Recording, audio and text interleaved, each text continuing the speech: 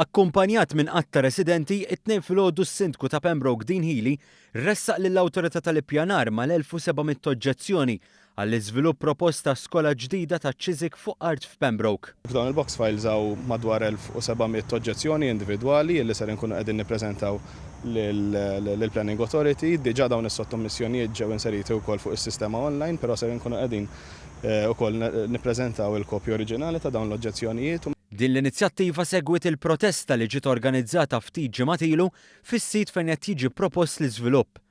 Il-ħidma tal-Kunsill ma waqfitx hemm u baqgħu jsiru diversi taħdidiet mal-entitajiet ikkonċernati, inkluż mat-tmexxija tal-iskola Chiswick. Dolodu stess il-Kunsill iltaqa' ma' Chiswick House School li talbu lill-Kunsill sabiex jiltaqgħu magħna biex ovvjament jippruvaw jaraw kif serin jassorbu l-ilmenti tagħna biex jippruvaw kemm jista' jkun jimmitigaw, però il-problema li għandu l-Kunsill f'dan l-istadju huwa li l-unika u l-ikbar ilment li għandna li din l-art li llum titgawda minn kulħadd ma rridux naraw li tillimita ruħha u titgawda minn ftit individwi li ħajkunu qegħdin jattendu l-iskola. F'kumment ma' One News, wieħed mir-residenti qal li l-art għandha tiġi protetta. Jiena u ħafna mir-residenti nixtiequ naraw l-art issir parti minn natura l-fejn għax bekk biss tkun protetta.